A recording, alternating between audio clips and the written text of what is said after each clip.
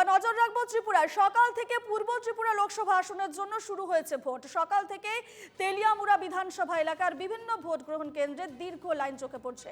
18 থেকে 80 বছরের ভোটাররা ভোট দিয়ে নিজেদের গণতান্ত্রিক অধিকার সাব্যস্ত করেন। পূর্ব ত্রিপুরা কেন্দ্রে মোট ভোটার হচ্ছেন 13,96,761 এবং মোট ভোট কেন্দ্র হচ্ছে 1,664। মডেল ভোট কেন্দ্র রয়েছে 61টি। আমরা সরাসরি চলে যাব ত্রিপুরা, যেখানে রয়েছেন আমাদের প্রতিনিধি সুদীপ। সুদীপ রয়েছেন আমাদের সঙ্গে। সুদীপ, সকাল থেকে ত্রিপুরা লোকসভা কেন্দ্রে যে ছবি আমরা দেখে আসছি, যে দীর্ঘ লাইন সেখানে আমরা চোখে পড়ছে, বর্তমান সেখানে ছবিটাকে এবং কত শতাংশ ভোট পড়েছে সুদীপ?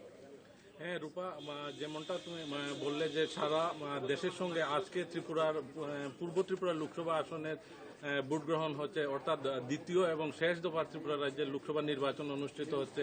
ত্রিপুরাতে আমরা সবসময় জানি যে উৎসবের মেজাজে ভোট হয়, এবারও তাই লক্ষ্য করা যাচ্ছে। সকাল থেকে ব্যাপক পরিমাণে লাইনে দাঁড়িয়ে ভোট দিয়েছেন। এই মুহূর্তে কিছুক্ষণ আগে আমি টেম্পারেচার দেখেছি। আমি ধর্মনগরে দাঁড়িয়ে রয়েছি আলগাপুর স্কুলে, এখানে টেম্পারেচার 36 ডিগ্রি।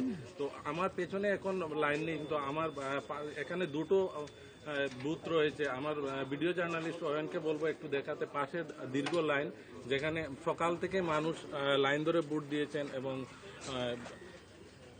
এখন পর্যন্ত ইসিআই দেওয়া গাইডলাইন অনুসারে, তথ্য অনুসারে দুপুর 1টা পর্যন্ত প্রায় 55% ভোট হয়েছে। যদিও এখন 3টার সময় আপডেট দেওয়ার কথা ছিল, এখন পর্যন্ত আসেনি। তো ধারণা করা যাচ্ছে যে আরও হয়তো অনেক পার্সেন্টেজটা বেড়ে গিয়েছে। তো আর সবচেয়ে বড় যে ব্যাপারটা, বড় কোনো অভিযোগ নেই। ছোটখাটো কিছু জায়গাতে ইভিএম এর সমস্যা হয়েছে, এই ধরনের অভিযোগ বা অন্য কোনো সমস্যা অভিযোগ নেই। যেমন আগে শুনতাম রক্তপাত হয়েছে, মারদাঙ্গা, যে এই ধরনের কোনো অভিযোগ নেই। নির্বাচন কমিশন যেটা চাইছে যে ফ্রি অ্যান্ড ফেয়ার ইলেকশন করতে চাইছে, ভোট করতে চাইছে, সেই দিক দিয়ে বলতে গেলে অনেকটাই সফল নির্বাচন কমিশন, আপাতত এইটুকু বলতে পারি।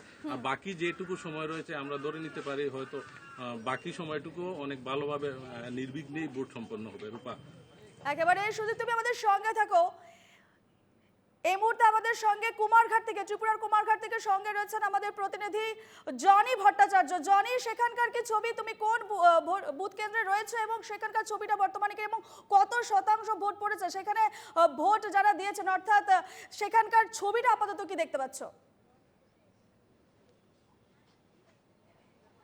একেবারেই রূপা, আমি এই মুহূর্তে দাঁড়িয়ে রয়েছি ত্রিপুরার 50 পাবিয়াছড়া বিধানসভা কেন্দ্রের একটি পোলিং স্টেশনে।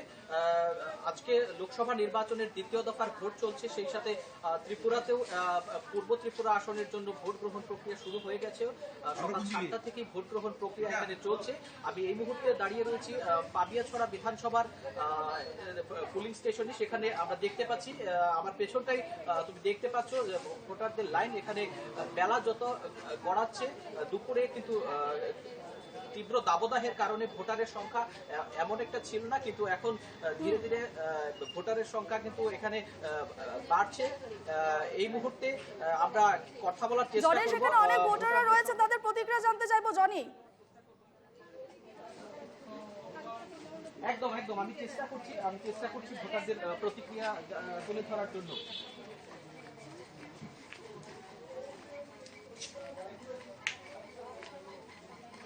কখন থেকে লাইনে দাঁড়িয়ে আছেন? কেমন হচ্ছে ভোট? ভোটকে কেন্দ্র করে কি কোনো ধরনের অপ্রীতিকর ঘটনা কি হয়েছে? কটা থেকে শুরু হয়েছে ভোট?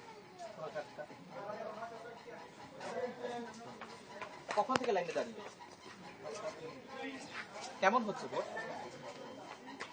কি মনে হচ্ছে এবারের ভোট কোনো ধরনের অপ্রীতিকর ঘটনা কি রয়েছে? একেবারে জনি, আমাদের সঙ্গে ছিলেন আমাদের দুজন প্রতিনিধি ত্রিপুরা থেকে, জনি এবং সুদীপ নাথ। এবং